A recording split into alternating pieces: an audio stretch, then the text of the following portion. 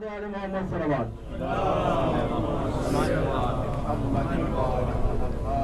نعرہ حیدری بر محمد وآل محمد صلوات. اللهم صل على محمد وآل محمد. بر محمد وآل محمد صلوات. اللهم صل على محمد وآل محمد. أعوذ بالله السميع العليم من الشيطان اللعين الرجيم. بسم الله الرحمن الرحيم.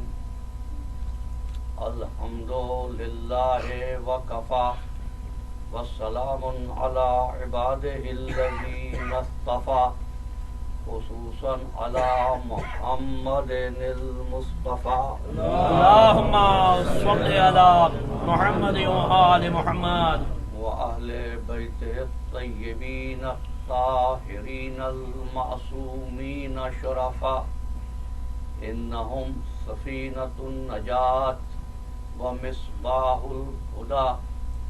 اما بعد فقد قال الله تبارك وتعالى في محكم كتابه المبين وهو أصدق الصادقين. بسم الله الرحمن الرحيم. انزل من السماء ماء فسالت أودية بقدرها فاحتمل السيل زبدا رابيا ومما يوقدون عليه في النار ابتغاء حلية أو متاع زبد مثله كذلك يضرب الله الحق والباطل. صلوات. اللهم صل على محمد وآل محمد. عزیزان محترم، مادیت اور معنویت کے عنوان پر 8ویں صحبت سے مخاطبت کا آغاز کرتے ہوئے ضروری سمجھتا ہوں کہ آپ کو اور خصوصاً اپنے نوجوان دوستوں کو یہ بتاؤں کہ یہ مکتبہ عزاداری اور صف عزائے حسین جہاں آپ تشریف فرما ہیں، اس کے قیام کے لیے اسلاف نے کتنی قربانیاں دی ہیں.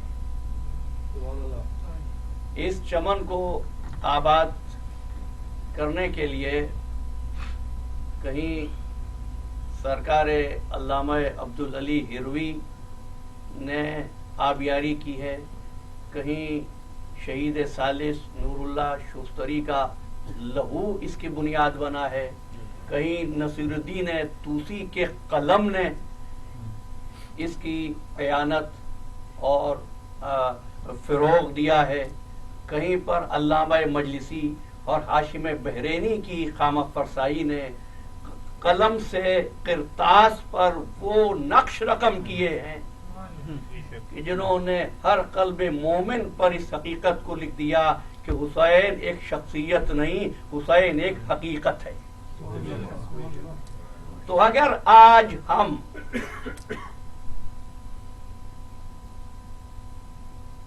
اس پرسکون دور میں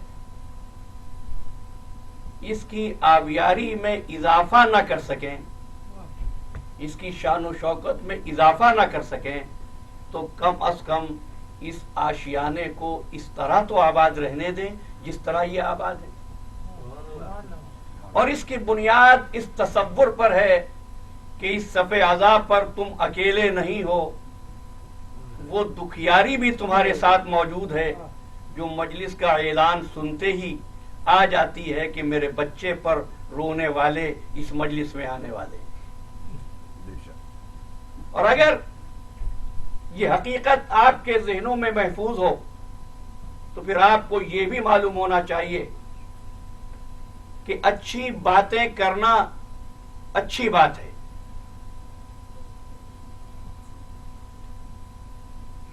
صحیح امور بجا لانا صحیح ہے، لیکن اس حقیقت کو سمجھ لو کہ تم کو کون متعین کرتا ہے اور کار صحیح کو کون متعین کرتا ہے۔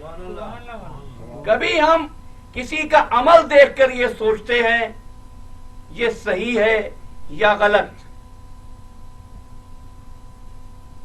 لیکن اس کائنات میں کچھ ایسے ہیں جن کا عمل دیکھ کر ہم سمجھتے ہیں کیا صحیح ہے اور کیا غلط۔ سبحان اللہ۔ اس لیے سوالات ضرور پیدا کیے جائیں، لیکن ان کے لیے نہیں جن کے عمل سے حق متعین ہو جائے۔ سبحان اللہ۔ تم قابل تعریف ہو اگر حق کے پیچھے چلو، حق قابل تعریف ہے اگر علی کے پیچھے چلے۔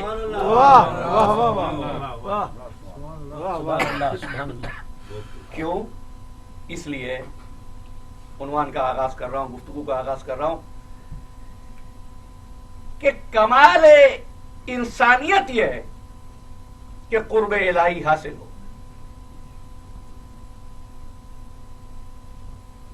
کمال بشریت یہ ہے کہ پروردگار راضی ہو جائے، اور مبلغین یہ بتاتے رہتے ہیں کہ اللہ کس بات سے خوش ہوتا ہے، کس بات سے ناراض ہوتا ہے۔ لیکن پسند اور ناپسند یہ دو ایسے لفظ ہیں جن کا تعلق یا دل سے ہوتا ہے یا دماغ سے ہوتا ہے۔ اگر اللہ کو بھی کچھ پسند ہے کچھ ناپسند ہے تو ایسے دل و دماغ تو تلاش کرو جن کی پسند اللہ کی پسند ہے، جن کی ناپسند اللہ کی ناپسند ہے۔ اسی لیے امام علی رضا علیہ السلام محمد وآل محمد کی رضامندی اور ناراضگی یہ دو کیفیتیں ہیں۔ جب کوئی راضی ہوتا ہے تو ایک کیفیت میں ہوتا ہے، جب ناراض ہو جاتا ہے تو چہرے کا رنگ کچھ اور ہوتا ہے۔ یعنی راضی ہونے سے ناراض ہونے تک کے عمل میں تغیر واقع ہو جاتا ہے۔ اگر پروردگار بھی کبھی راضی ہو جائے اور کبھی ناراض ہو جائے تو کیا اس کی ذات میں تغیر واقع نہیں ہوا؟ اور اگر تغیر واقع ہو جائے تو پھر کیا وہ اللہ ہے؟ اللہ تو وہ ہے جو تغیر سے بلند ہے۔ پھر وہ میٹر کیا ہے، وہ معیار کیا ہے جس سے ہم پتہ چلائیں کہ اللہ راضی ہے یا ناراض؟ بھئی یہاں تو ہم آپ کے چہرے دیکھ کر سمجھ سکتے ہیں کہ آپ راضی ہیں یا ناراض۔ خالق وہ جس کا جسم نہیں، مخلوق وہ جس کی مجبوری بغیر دیکھے مانتی نہیں۔ عزیزو، انسان کی اس مجبوری کو دیکھتے ہوئے ہی خلاق لم یزل نے پہلے ہی روز کچھ چہروں کو وجہ اللہ بنا کر دنیا کے سامنے پیش کر دیا۔ اگر یہ چہرے راضی نظر آئیں تو سمجھنا اللہ راضی ہے، یہ ناراض نظر آئیں تو سمجھنا اللہ ناراض ہے۔ محمد آل محمد صلوات اللہم صلی علی محمد وآل محمد۔ تو اب ان چہروں کی پہچان کے لیے پروردگار عالم نے کائنات کو خلق کیا، انسانوں کو خلقت وجود سے نوازا۔ کل گفتگو کو یہیں چھوڑا تھا، وَإِذْ قَالَ رَبُّكَ لِلْمَلَائِكَةِ إِنِّي جَاعِلٌ فِي الْأَرْضِ خلیفہ۔ اس وقت کو یاد کرو جب تیرے رب نے کہا فرشتوں سے کہ ہم زمین میں ایک خلیفہ بنانے والے ہیں۔ یہ نہیں ارشاد فرمایا کہ اب ہم خلیفہ بنا رہے ہیں۔ میں معنویت سے قریب ہونے کی کوشش کر رہا ہوں۔ یہ نہیں فرمایا کہ فرشتوں دیکھو اب میں خلیفہ بناؤں گا، فرمایا میں خلیفہ بنانے والا ہوں.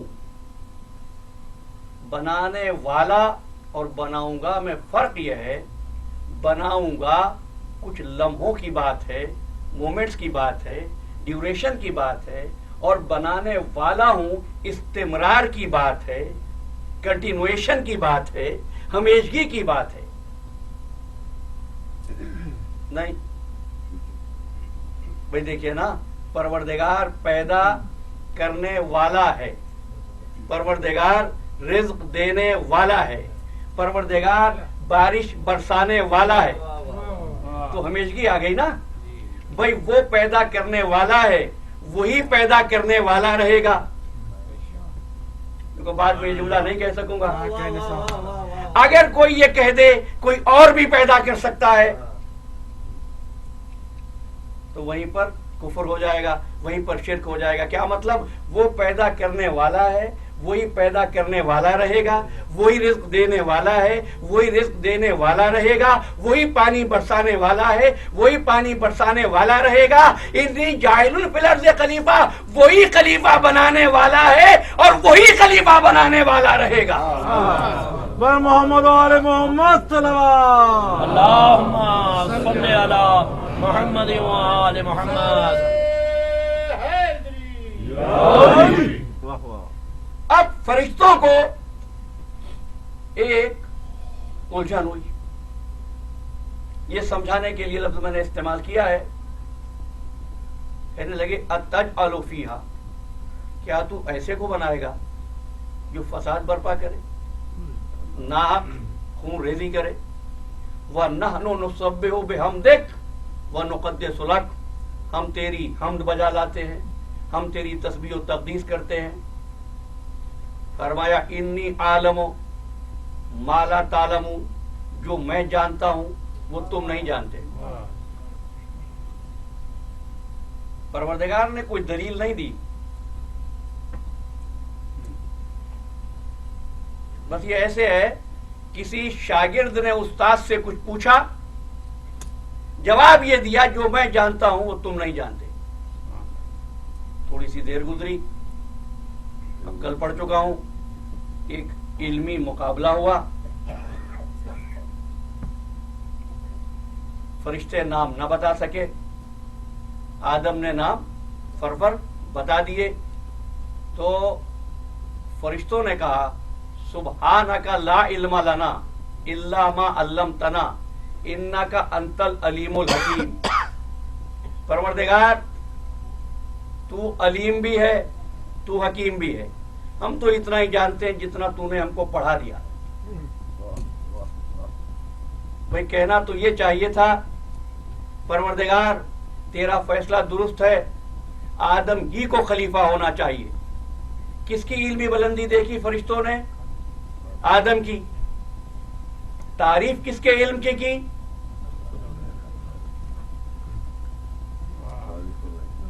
یہ نہیں فرمایا کہ پروردگار واقعی آدم خلافت کے لائق ہے کیونکہ اس کے پاس علم ہے. کہنے لگے نہیں، پروردگار تو علیم بھی ہے، تو حکیم بھی ہے.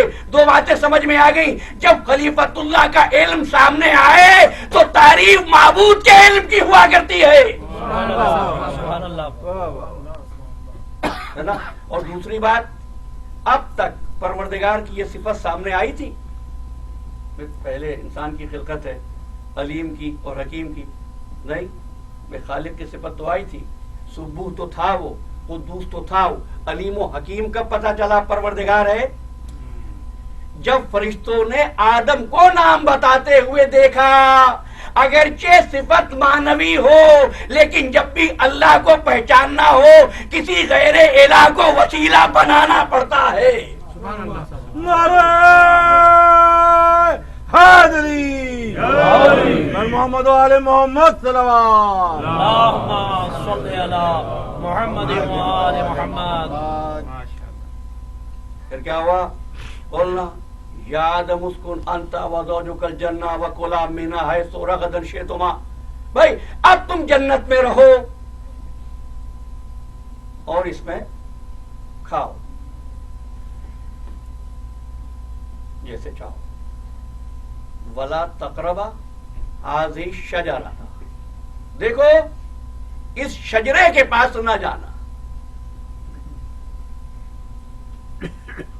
सब तर्जुमा करते हैं दरख्त के पास न जाना, दरख्त को कहते हैं शजर, यहाँ शजर नहीं है, शजरा है।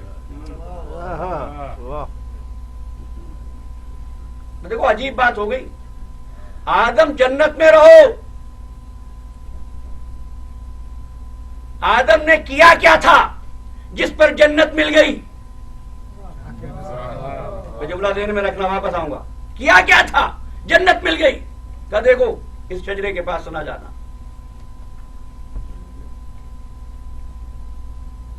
अब मुफस्सिरीन ने लिखा अल्लामा आदम अल अस्मा कुल्लहा।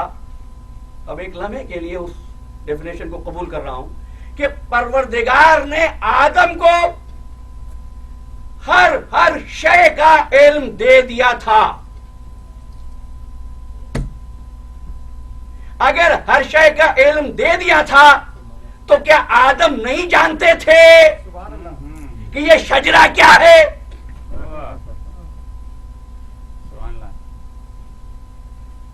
किसका इल्म दिया था? तो जितनी चीजें जिनके नाम अलिफ से आते हैं उनका इल्म भी, जिनके नाम बे से आते हैं उनका इल्म भी, जिनके नाम ते से आते हैं उनका इल्म भी, जिनके नाम से आते हैं उनका, पूरी लिख दिया उन्होंने। क्यों? इसलिए कि कुछ को छुपाना था। चलिए मैं तो कह रहा हूं अगर हर शय का इल्म दिया, अगर हर शय का इल्म दिया तो आदम को तो मालूम था ये शजरा क्या है। यहीं से पता चलता है कि वो शजरा कुछ भी हो, कोई मादी शजरा नहीं था, कोई मादी शजरा नहीं था। तो अभी थोड़ा सा और गौर कर लीजिए, कोई मादी शजरा नहीं था। आदम के पास हर शय का इल्म आ गया। शय तो मादी होती है ना, शजरा तो मादी नहीं है ना, वो तो मानवी है ना। यानी अगर मादियत का तमाम तर इल्म भी आ जाए तब भी जरूरी नहीं है कि इंसान मानवियत को पहचान सके। मोहम्मद वाले मोहम्मद सलवात।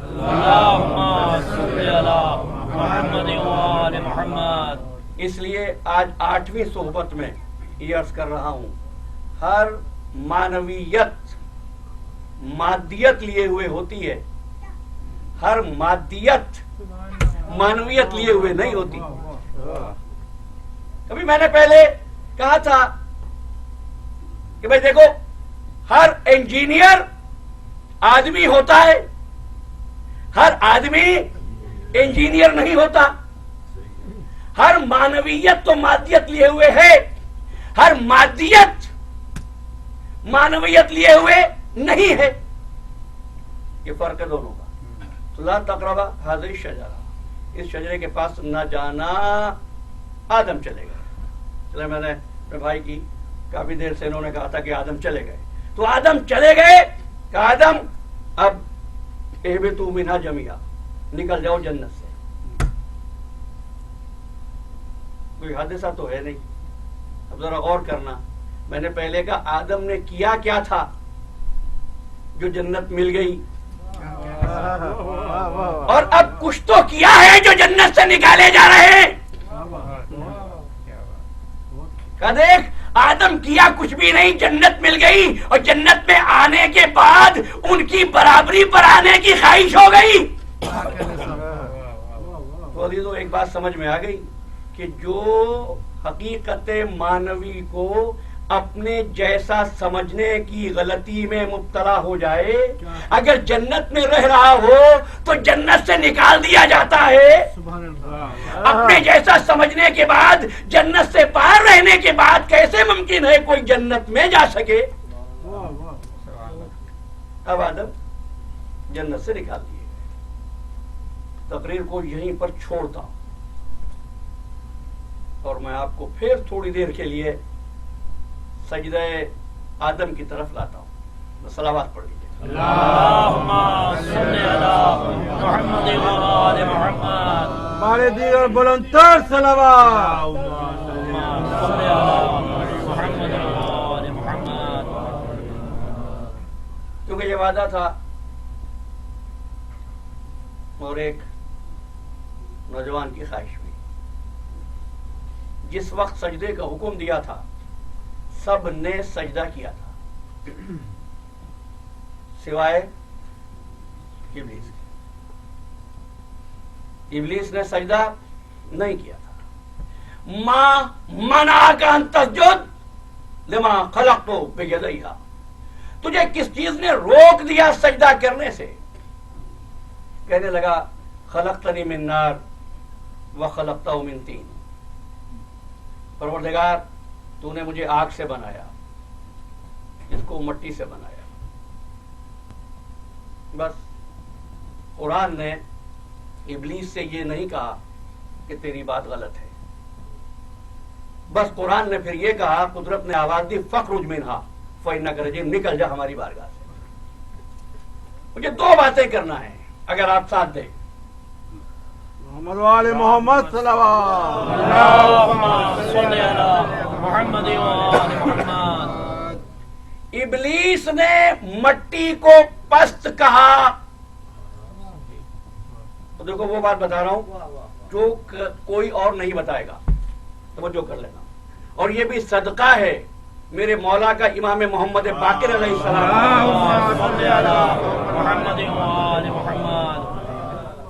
ابلیس نے مٹی کو پست قرار دیا.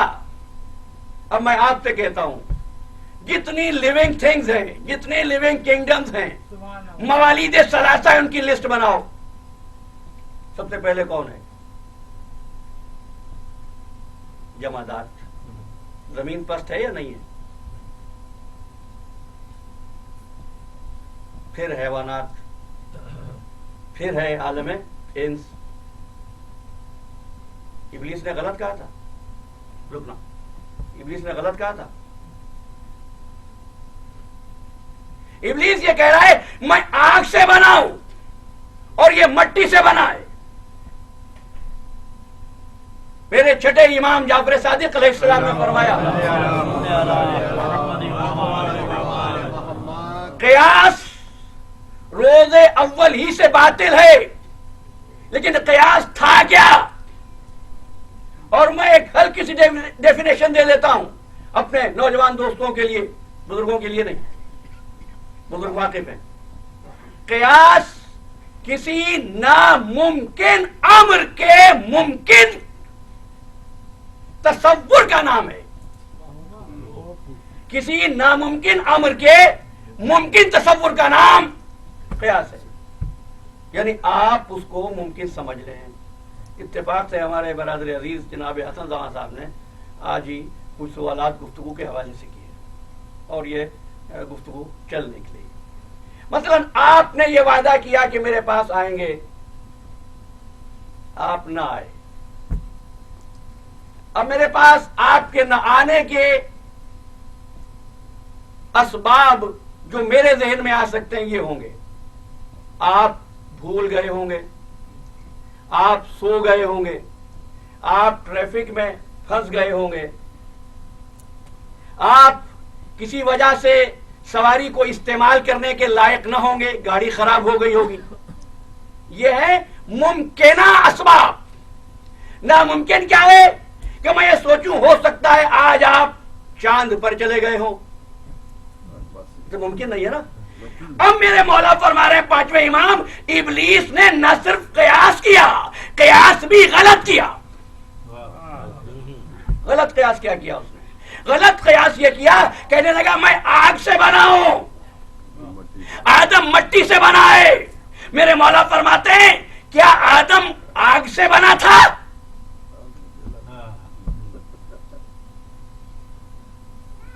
یہی بتایا گیا نا کہ ابلیس آگ سے بنا تھا. میں پوچھ رہا ہوں ابلیس آگ سے بنا ہے؟ نہیں، بنا کس سے تھا؟ جلنے کی بات بعد میں ہے، ابھی تو بننے کی بات ہو رہی ہے. ٹھیک ہے نا. تو بنا آگ سے نہیں. میرے مولا نے فرمایا یہی تو اس کا غلط قیاس تھا، وہ آگ سے نہیں. کیسے بنا تھا؟ آیت پڑھتا ہوں، سورہ مبارکہ یاسین ہے، जाला लकुम मिन शजरिल अखज़र नारा, हमने दरख्त से आग पैदा की। हमने दरख्त से आग पैदा की। दरख्त कहां से पैदा होता है मेरे भाई? मट्टी से। सुभान अल्लाह। इबलीस क्या जाहिर आग का था, असल खाक की थी। इबलीस का असल खाक थी, उसका जाहिर आग का था। इबलीसियत यही है, असल को भूल जाए, जाहिर में नजर रखे।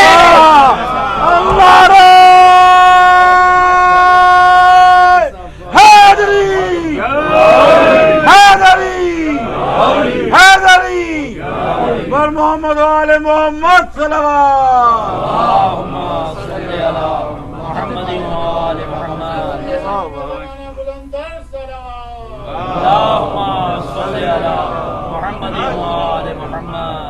एक जुमला कहने दो जो पहुंच गए, परवरदिगार आलम जज़ाए खैर दे। जो नहीं पहुंचे उनके लिए एक जुमला और कह रहा हूं। तो इबलीस की असल मट्टी, जाहिर आग।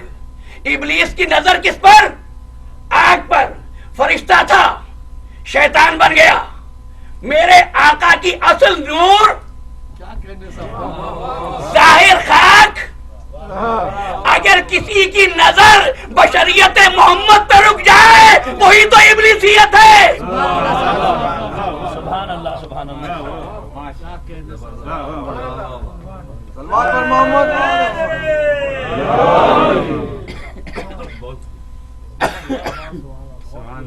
सलवात पर मोहम्मद वाले मोहम्मद सलवात।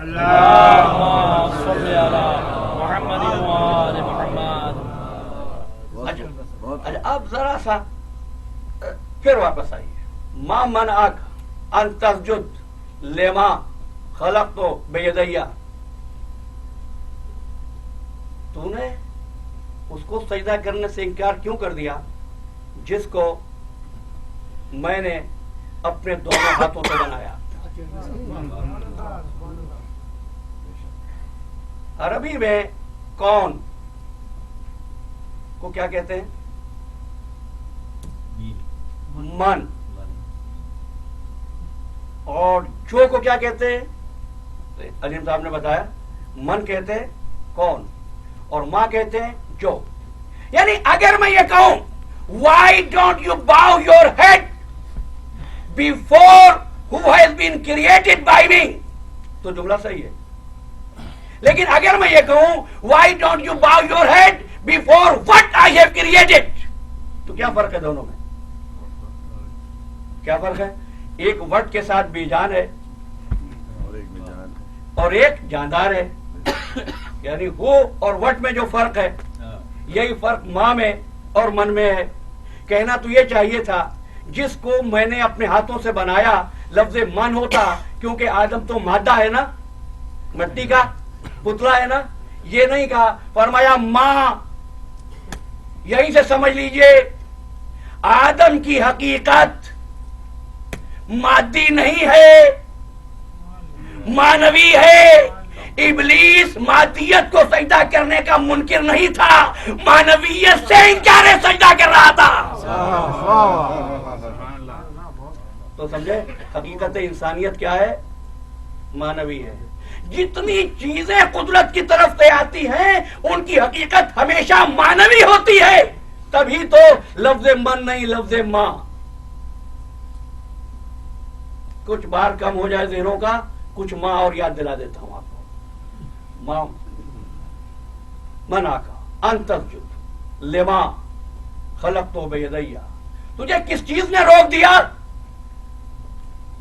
उसको सजदा करने से जिसको हमने अपने दोनों हाथों से बनाया? मां है ना।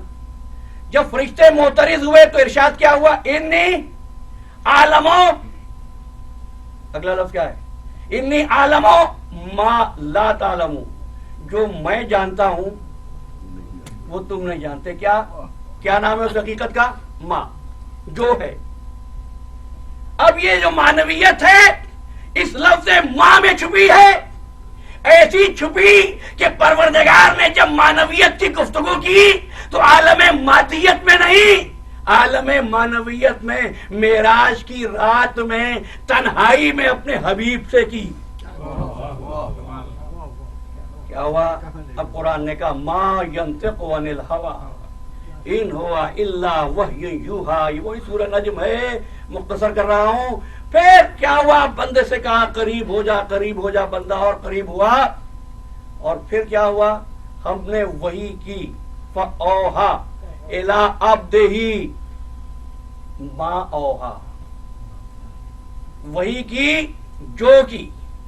اب دیکھو عزیزو، ماں ہے اس حقیقت معنوی کا نام جو مقصود تخلیق کائنات ہے۔ آدم سے کہا انی عالم و ما لا تعلمون، جو میں جانتا ہوں تم نہیں جانتے، فرشتوں سے کہہ دیا۔ ابلیس سے کہا ما منعک ان تسجد لما خلقت بیدی، اس کو سجدہ کرنے کا انکاری کیوں ہے جس کو میں نے اپنے دونوں ہاتھوں سے بنایا۔ معراج کی رات میں حبیب کو پاس بلا کر فاوحا الی عبدہ ما اوحا، بس وہی کی جو کی۔ نہیں، دیدان محترم بات کو بہت کھولنا پڑے گا۔ فاوحا الی عبدہ ما اوحا، وہی کی جو کی۔ اب پورے قرآن کو دیکھ لینا، بس ایک ہی حکم ہے، جب آیا تو لفظ ماں کے ساتھ آیا، یا ایھا الرسول بلغ ما انزل الیک من ربک۔ حقیقت معنوی کیا ہے؟ پہنچا دے وہ پیغام جو تیرے رب کی طرف سے تجھ تک آیا۔ اب عزیزو مجھے کہنے دو، اگر بلغ ما انزل الیک کے بعد نماز کا حکم آیا تو نماز معنویت، اگر روزے کا حکم آیا تو روزہ معنویت، اگر حج کا حکم آیا تو حج معنویت، جہاد کا حکم آیا تو جہاد معنویت، اگر اس کے بعد اعلان ولایت ہو جائے تو ولایت معنویت کیا نام ہے؟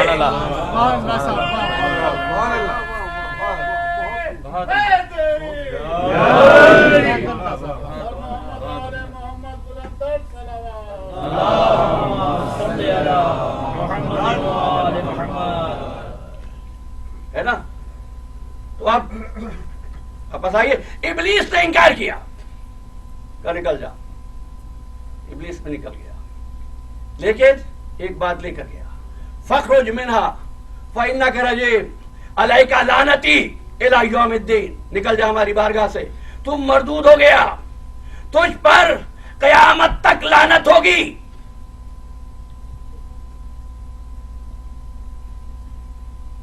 عزیزو، یہ اس وقت ہے کہاں؟ قدسی ماحول میں ہے، طوبہ کے سائے میں ہے، فرشتوں کی محفل میں ہے، لعنت آ رہی ہے، ایسی لعنت جو قیامت تک چلے گی۔ عزیزان محترم، تو ایک بات تو طے ہو گئی، جب پروردگار کی طرف سے لعنت آئے، خواہ کسی پاکیزہ صحبت میں کیوں نہ ہو، لعنت کا راستہ رکتا نہیں ہے۔ سبحان اللہ۔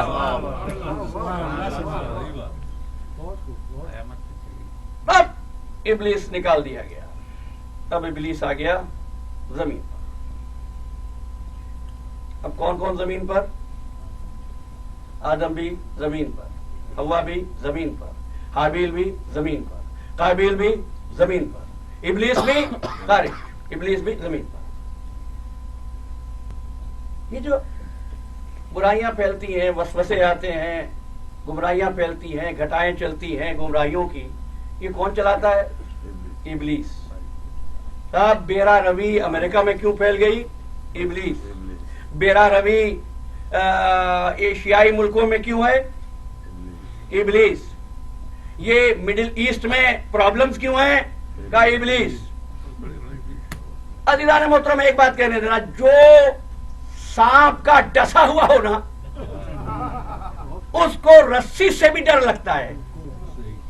میرے ایک بھائی مجلس سے پہلے گفتگو کر رہے تھے کہ صاحب ہر جگہ شرک کی پکار کیوں ہے؟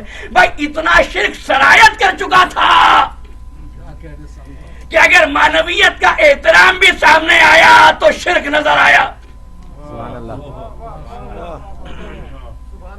اور سب کچھ کرنے کے بعد سارے ڈیبٹ ابلیس کے نام، اپنا دامن صاف۔ کریڈٹ اپنے لیے، ڈیبٹ اس کے لیے. ہم تو ہیں مسلمان، ہم تو ہیں نیک، ہم تو ہیں اچھے، مگر کیا کریں ابلیس بہکا دیتا ہے. صلوات پڑھیں.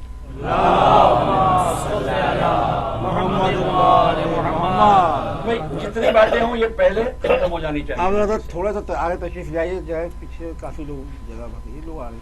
محمد آل محمد صلوات.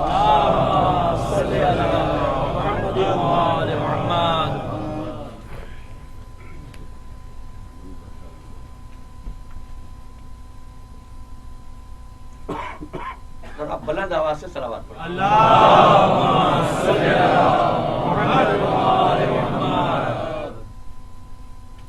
کیا صلوات پڑھ دیجیے.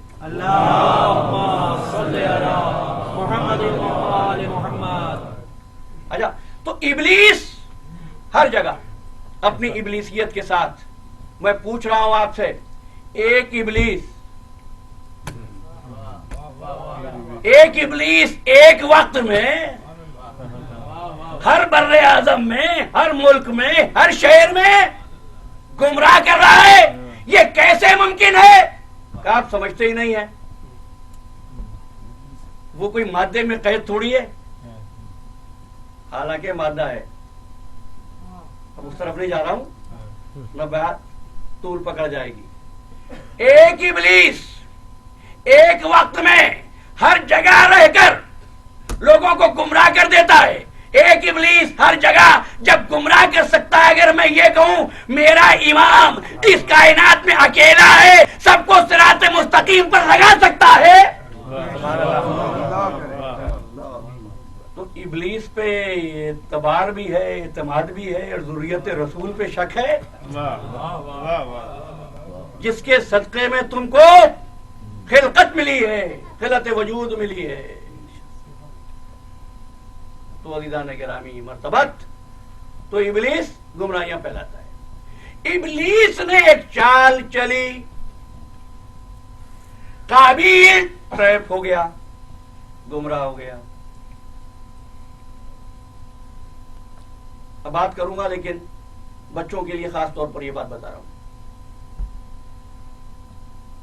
قابیل کی دشمنی حابیل سے یہ نہیں تھی کہ قابیل کی بہن سے حابیل کا یا حابیل کی بہن سے قابیل کا حق دھو رہا تھا. اس غلط فہمی کو دور کر لینا. دین اسلام دین فطرت ہے. کسی وقت میں بھی اجازت نہیں تھی کہ بہن بھائیوں میں شادیاں ہو سکیں. جھگڑا شادی کا نہیں تھا، تنازع اس بات پر تھا آدم کی وصایت کس کو ملے. آدم کی وصایت مل رہی تھی حابیل کو، قابیل حاسد تھا. تو ایک بات سمجھ میں آ گئی، جو حاسد ہوتا ہے وہ ہمیشہ محسود پر تلوار اٹھاتا ہے، اور جو حقدار ہوتا ہے وہ قتل ہو جاتا ہے. اچھا، تو قابیل کو بہکا دیا، اور قابیل نے حابیل کو قتل کر دیا. یہ نا واقعہ، قابیل نے حابیل کو قتل کر دیا. اس کا مطلب یہ ہے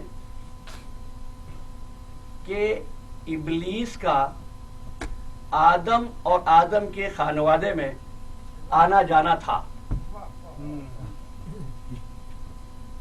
نہ ہوتا تو بہکاتا کیسے؟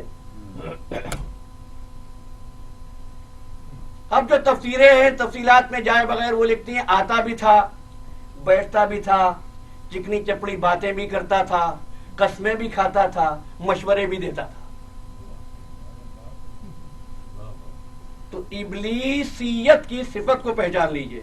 جو نبی کے پاس بیٹھے، بات بات پر قسمیں کھائے، چکنی چپڑی باتیں کرے، اس سب کے باوجود اس نے قابیل کو ایسا بہکایا کہ اس نے حابیل کو قتل کر دیا. تو ابلیسیت کو پہچان لو. جو نبی سے محبت اور دوستی کا دعویٰ کرے، اولاد پیغمبر کو قتل کرے. وہی محمد حیثیت ہے. وآل محمد صلوات. محمد وآل محمد. جزاک اللہ صاحب.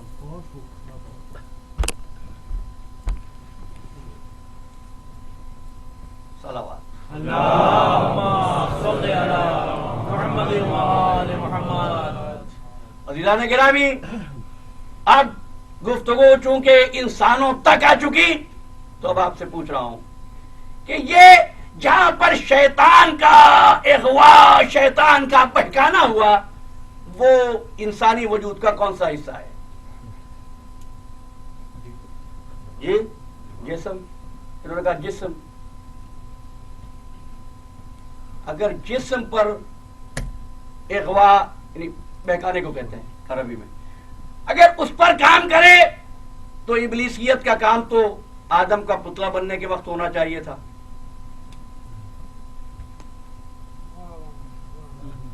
تو جسم تو نہیں ہو سکتا. اچھا، اب آؤ دوسری بات کیا ہو سکتی ہے؟ روح. بات رہ گئی، میرا ارادہ کچھ روح پر گفتگو کرنے کا تھا. روح تو روح کیا ہے؟ تم نے طے کیا، وہ روح جو آدم اور اولاد آدم میں آئی وہ روح منہو ہے. کل کی گفتگو محفوظ ہے؟ وہ روح منہو ہے، یعنی اس کا تعلق پروردگار سے ہے. ابلیس کا بہکاوا پروردگار کے امر پر تو نہیں چل سکتا نا. چلو پہلی بنیادی تعریف لے لیتے ہیں، الروح من امر ربی. روح امر ربی ہے. امر ربی پر بھی شیطان کا گزر، دخل، قابو نہیں ہو سکتا. پھر کس چیز پہ ہوا؟ تو عزیزو، نہ جسم پر ہوا، نہ روح پر ہوا.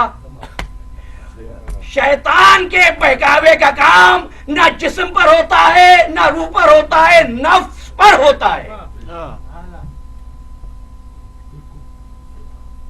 نفس جسم و روح کی درمیانی کڑی کا نام ہے. جسم و روح کے درمیانے لنک کا نام ہے نفس. پھر ایک مرتبہ طریقے سے اس کو ریکیپ کر لیجئے، آپ سمجھ لیں، بات آگے بڑھے گی. دیکھو، جسم، روح اور نفس. نفس ایسا ہے کچھ جسم جیسا، کچھ روح جیسا. جسم جیسا، روح جیسی. ٹھیک ہے؟ جسم، نفس اور روح. اور انسان کی زندگی کا پتہ اس وقت چلتا ہے جب انسان کے وجود میں جسم بھی ہو، روح بھی ہو، نفس بھی ہو. جب تک تینوں نہ ہو زندگی نہیں ہے. میرے ساتھ ہے نا؟ ذرا سی باریک منزل. جب تک تینوں نہ ہو زندگی نہیں ہے. اکیلا جسم ہے، زندگی ہے؟ جسم تو مردہ کبھی پڑا ہوتا ہے، بولتا ہی نہیں ہے، اٹھتا ہی نہیں ہے، چلتا پھرتا نہیں ہے. نہیں، جسم سے. اچھا، اگر اکیلی روح ہو زندگی ہے؟ عالم ارواح تو ہمیشہ سے ہے. کہ جب نفس ہوگا تو پتا چلے گا کہ زندگی ہے. اس لیے کہ نفس جسم کو اور روح کو ملائے رکھتا ہے. میرے ساتھ ہو؟ اچھا، تو اب بتانا، جسم، نفس اور روح، ان تینوں میں سب سے زیادہ اہم کون ہے؟ نفس ہے نا. اگرچہ نہ پہلا ہے، نہ پہلا ہے نہ آخری ہے.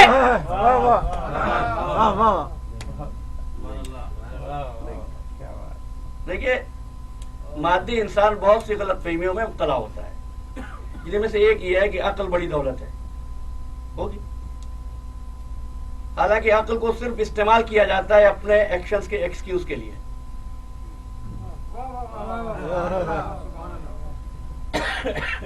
عقل کی بات، اور میں نے تمثیل میں کہا تھا، چھوٹا بچہ گھر میں ہو نا، رونق تو بہت پورے گھر کی ہے، اس سے مشورہ کوئی نہیں کرتا. یہی حالت انسانی زندگی میں عقل کی ہے. رونق تو بہت ہے، اس کی روشنی میں کچھ چلتا نہیں، ورنہ سب صراط مستقیم پر ہوتے. ٹھیک ہے نا؟ پھر کہنے لگے نہیں صاحب، دیکھیے ہماری آنکھیں بھی ہیں، ہاتھ بھی ہیں، کان بھی ہے، ناک بھی ہے. اگر کوئی ایسی سچویشن آ جائے کہ آپ کو صرف ایک ہی عضو کو رکھ سکتے ہیں تو کس کو رکھیں گے؟ بھئی ایک ہے قوت بینائی اور ایک ہے قوت سماعت، ایک کو کھونا ہے. ایسی صورت اللہ نہ کرے، یہ مثال ہے. تو کس کو کھونا پسند کرو گے، سماعت کو یا بینائی کو؟ کہو گے سماعت جاتی ہے تو جائے، کم از کم آنکھیں رہ جائیں. یعنی انسانیت نے طے کیا کہ آنکھیں سب سے زیادہ قیمتی ہیں، سب سے زیادہ اہم ہے، سب سے زیادہ ضروری ہیں آنکھیں نا. حالانکہ آپ فرض کروں تمام حواس میں سب سے چھوٹا جو سرکل یا دائرہ ہے کار ہے استعداد کا، وہ آنکھ کا ہے. میں یہاں بیٹھا ہوں، میرے پیچھے کوئی بات کرے میں سن لوں گا، میرے دائیں کوئی بات کرے میں سن لوں گا، دیوار کے پیچھے کوئی بات کرے میں سن لوں گا. لیکن آنکھ اتنی محدود ہے، صرف سامنے ہی دیکھ سکتی ہے. ایک وقت میں دو چیزیں دو ہاتھوں میں پکڑ سکتا ہوں. میرے مولا کائنات علی ابن ابی طالب علیہ السلام فرماتے ہیں کہ انسان عالم اکبر ہے، اس کے اندر عالم اکبر چھپا ہوا ہے، وہ تفصیل میں نہیں. تو آنکھ دیکھتی ہے، کان سنتے ہیں، ناک سونگتی ہے. آپ ان سب کو جمع کر کے یہ کہہ دیتے ہیں کاش میں جملہ آپ تک پہنچا سکوں، اور آپ ہر ایک کے جواب میں یہ نہیں کہتے آنکھ نے دیکھا، کان نے سنا، ناک نے سونگا. آپ نے کہا میں نے دیکھا، میں نے سنا، میں نے کہا، میں نے سونگا. کیا ہے؟ اعضاء کی صلاحیتوں کو منسوب کر دیتے ہیں اس قوت کی طرف جو مرکزی ہے. بس اس سے زیادہ نہ مجھ سے پوچھنا نہ میں کھولوں گا. میں تو واپس پھر سوال پر آ رہا ہوں کہ جسم اہم، نفس اہم یا روح اہم؟ تو کیا چیز اہم قرار پائی ابھی ہماری آپ کی گفتگو میں؟ نفس. کیوں؟ اس لیے کہ نفس جسم سے بھی ملا ہوا ہے، روح سے بھی ملا ہوا ہے. اب آ جاؤ عالم ارواح میں. ایک عہد لیا، کل کی گفتگو میں محفوظ ہے. کتنے عہد تھے؟ اللہ کی وحدانیت کا عہد، سرکار دو عالم کی رسالت کا عہد، علی ابن ابی طالب کی ولایت کا عہد.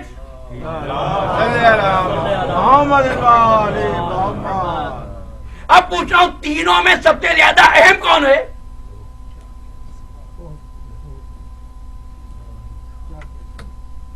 ذہن میں رہے، میں تو انتباہ کر رہا ہوں. جسم، نفس اور روح، توحید، رسالت اور ولایت، اہم کون ہے؟ چلو کہتے ہیں توحید اہم. بھئی کیا معلوم اللہ کو مانتا ہو، رسالت پر ایمان نہ ہو؟ اچھا اگر رسالت پر ایمان ہو، کیا معلوم رسالت کو تو یہودیوں نصرانیوں نے بھی مانا، موسیٰ و عیسیٰ کی، قابل نجات تو نہیں ہے نا. کہ جب تک یہ تیسری چیز پر ایمان نہیں ہوگا پتہ نہیں چلے گا. کیوں؟ اس لیے کہ توحید و رسالت و ولایت میں فقط ولایت وہ جوہر ہے جو ایک وقت میں توحید سے بھی ملی ہوتی ہے اور رسالت سے بھی ملی ہوتی ہے.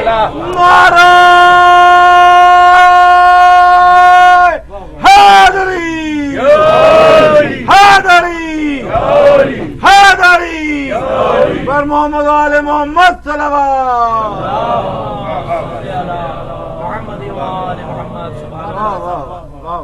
اب ذرا قرآنی دلیل بھی لیتے جائیے. انما ولیکم اللہ ورسولہ والذین آمنوا الذین یقیمون الصلاۃ ویؤتون الزکاۃ وہم راکعون. رسول ہے نا، اللہ رسول ہے، اللہ رسول بھیجنے والا ہے. وہ کون سی صفت ہے جو مشترک ہو جاتی ہے رسالت میں بھی، توحید میں بھی، امامت میں بھی. انما ولیکم اللہ ورسولہ، وہ ہے ولایت. اس لیے کہ ولایت جس طریقے سے انسان کے بدن میں نفس جسم و روح کے درمیانی لنک کا نام ہے، اس طرح پروردگار کی سلطنت میں امامت اس لنک کا نام ہے. اگر ہے تو فیض پروردگار بھی ملے گا، اگر اس سے دوری ہے تو فیض پروردگار نہیں مل سکے گا، اس لیے کہ وہ نفس ہے. وہ نفس ہے. اچھا، اگر نفس انسان کا مر جائے، ہم نہ جسم کو کچھ کہیں نہ روح کو کچھ کہیں، نفس کو مار دیں، بچے گا انسان؟ نہیں نا، ختم ہو جائے گا. یعنی نفس جو ہے وہ زندگی ہے. مباہلے میں یہ طے ہوا، ابنانا و ابناکم و نسانا و نساکم و انفسنا و انفسکم. علی ابن ابی طالب ہمارے نفس کی منزل پر ہے. یعنی اگر علی کا دامن ہے تو رسالت بھی ہے، توحید بھی ہے.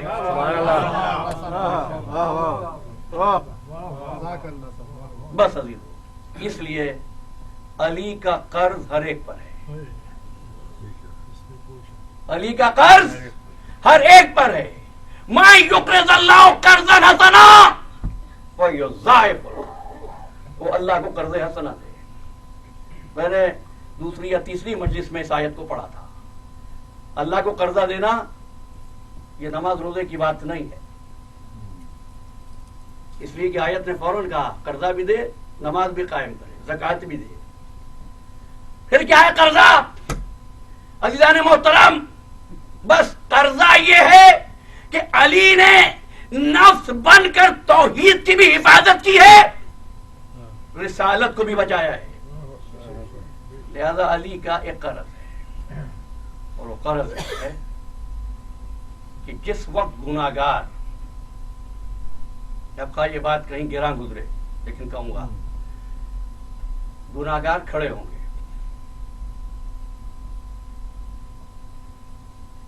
شفاعت کے منتظر ہوں گے، رحمت پروردگار کی امید ہوگی، اور پروردگار یہ پوچھے گا کہ تم میں سے کون ہے جو اپنے نامہ اعمال میں سے دے دے اور تمہارا نامہ اعمال بھی ہلکا نہ پڑے. کوئی نہیں ہے، بس ایک ہی ہے جو کہے گا پروردگار میرے اعمال ایک طرف، میری تلوار کی ضربت کا خزانہ اتنا بڑا ہے.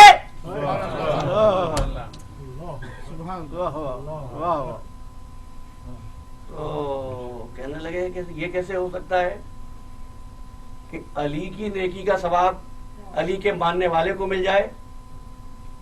یہ تو بات مجھے اس روز سمجھ میں آئی جب میں ایصال ثواب کی قرآن خوانی میں گیا. مرا کوئی تھا، قرآن کوئی اور پڑھ رہا تھا، پڑھ تم رہے تھے، ثواب انہیں پہنچ رہا تھا. جب ایک گناہگار اس قابل ہو گیا کہ اپنے عمل کا ثواب دوسرے کو پہنچا دے تو معصوم اپنے عمل کے ثواب اپنے چاہنے والوں کو کیوں نہیں پہنچا سکتا؟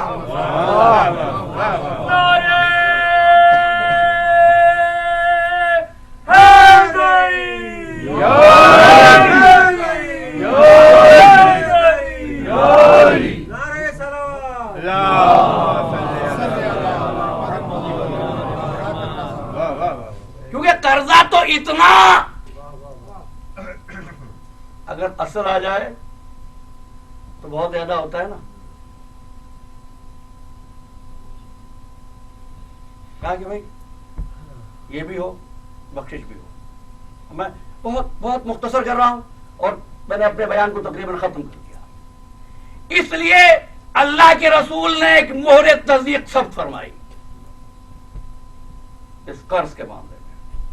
اللہم وال من والاؤ وعاد من عاداؤ وانصر من نصرہ واخذل من خذلہ. پروردگار مدد کر اس کی جو علی کی مدد کرے، پروردگار چھوڑ دے اس کو جو علی کو چھوڑ دے، پروردگار محبت کر اس سے جو علی سے محبت کرے، دشمنی کر اس سے جو علی سے دشمنی کرے. علی کی مدد تو علی سے مدد تو سب مانگتے ہیں، علی کی مدد کون کرتا ہے؟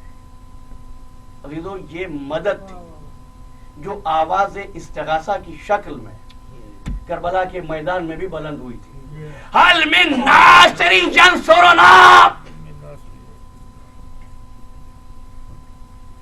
14 برس ہو گئے اس شہر میں. بس ایک جملہ کہہ کے آگے بڑھا ہوں. آپ جانتے ہیں میں نے ہمیشہ اپنے رفقائے کار کو روکا کہ جس وقت مومنین ذکر سید الشہداء سننے کے لیے آئے تو اس وقت کو کسی دوسرے مقصد میں صرف نہ کیا جائے. میرے احباب نے مجھے کہا کہ میں تقریر روک دوں. جو حضرات مجھے پچھلے 10-12 برس سے سن رہے ہیں انہوں نے کبھی نہیں دیکھا کہ میں نے ایسا کیا ہو.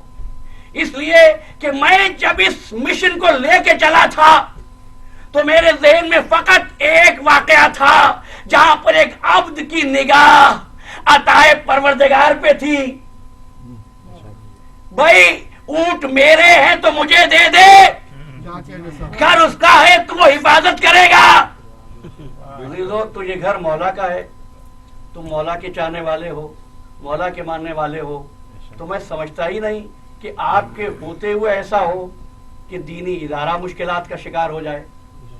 بہرحال یہ ایک امانت آپ تک جو عظیم یاسین صاحب نے کہا تھا، $16,500 جو ہیں ماشاءاللہ آپ حضرات کے اس آمدنی میں سے جو فاطمہ کے چاند نے آپ کو عطا کی اور آپ نے حسین کے گھر کے لیے وقف کی. پروردگار عالم آپ کو جزائے خیر دے. اور جو حضرات اس وقت نہیں تھے یا آج چیک بک یا رقم لے کر نہیں آئے انشاءاللہ کل لے کر آئیں گے. اور کہنا صرف یہ ہے حسین کسی کا قرض رکھتا نہیں ہے.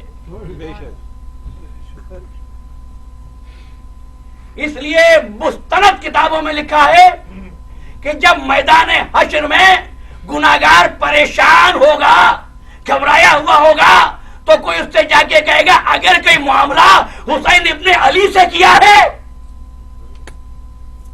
تو جا کر حسین سے فریاد کر، تیری بخشش ہو جائے گی. تو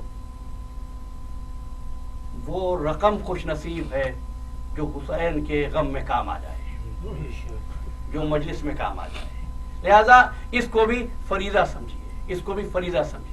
میں بس ایک بات پھر یاد دلا رہا ہوں، علی وہ جس کا قرض پوری کائنات پر، کل گفتگو یہیں سے شروع کروں گا، علی وہ جس کا قرض پوری کائنات پر، علی وہ کہ اگر اپنا آ جائے تو اس کو بھی عطا کرے، دشمن آ جائے اس کو بھی عطا کرے، پیاسا قاتل ہو تو اس کو بھی سیراب کر دے. اس علی کا ایک بیٹا جس کا نام ہے عباس. بس گفتگو تمام ہوئی. کون ہے عباس؟ باب الحوائج.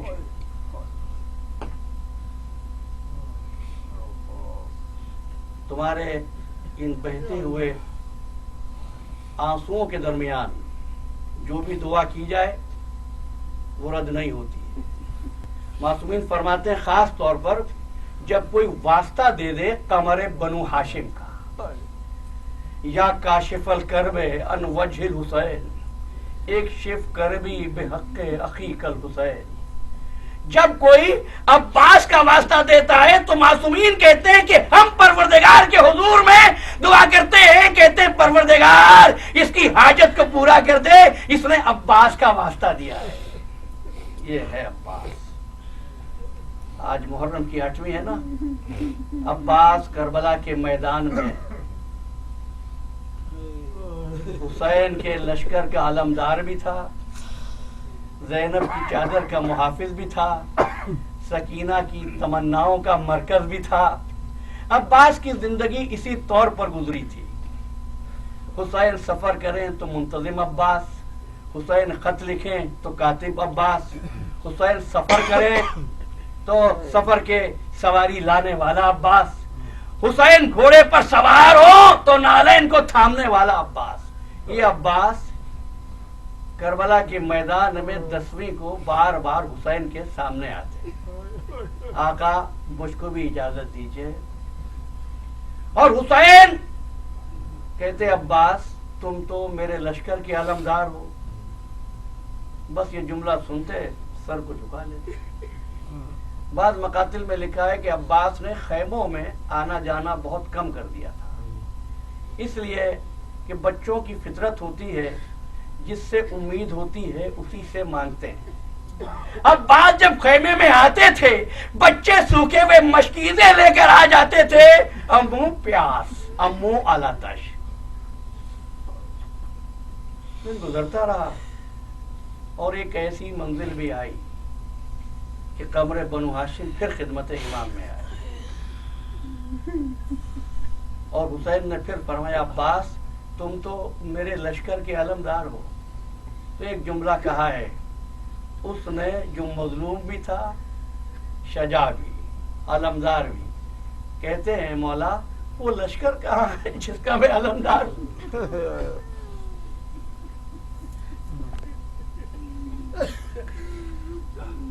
फरमाया अब्बास अगर हो सके तो बच्चों के लिए पानी की सबील करो।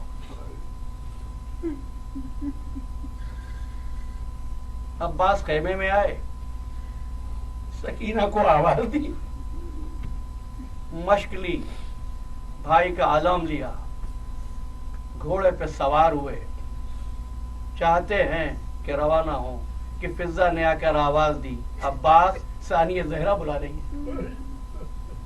घोड़े से उतर आए, बीबी क्या हुक्म है?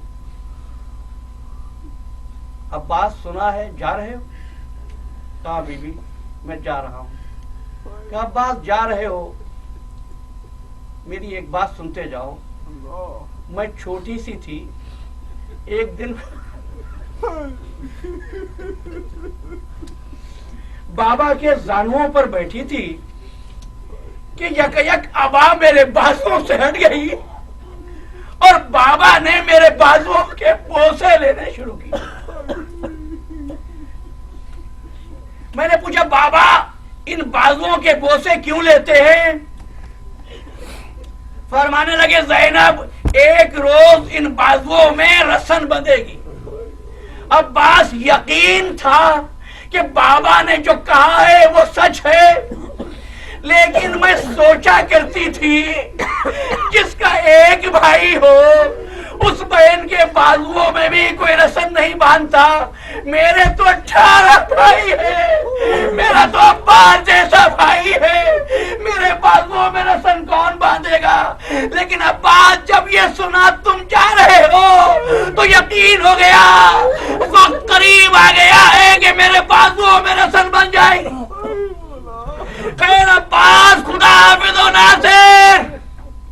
अब्बास रवाना हुए, दरिया पे पहुंचे। को मालूम है बीबी के हुजूर में जो बैठने का तस्वुर होता है ना, मैं मसाइब बहुत मुख्तसर पढ़ता हूँ। बस थोड़ी देर में सत्ताए सकीना मश्क भरकर फराज से खेमे की तरफ चला। भागी हुई फौज वापस आई। पहले अब्बास का दाया बाजू कटा हुआ, फिर बाया बाजू कटा हुआ और फिर एक तीर आकर आंख में लगा। अज़ादारों, हरम मुतहरे कमरे बनु हाशिम में एक जाकिर ने ये रिवायत पढ़ी। बैठे हुए दूसरे जाकिर ने कहा ये रिवायत गलत है। मजलिस तमाम हो गई, ये जाकिर घर चला गया। जिसने टोका था वो इसके दरवाजे पे आया। क्या बात है? कि जो रिवायत पढ़ी थी मुझको एक मर्तबा फिर सुना दे। उसने कहा तुम तो कहते थे रिवायत गलत है। कहा तो यही था, मैंने देखा आलमे ख्वाब में सक्काए सकीना है। आगे कहते तू कहता है रिवायत गलत है, बस इतना बता दे।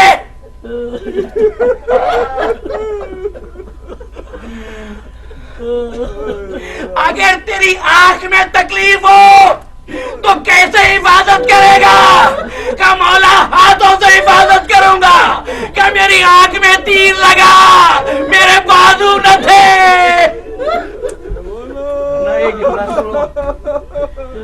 مولا پھر کیا ہوا؟ مولا کیا گزری؟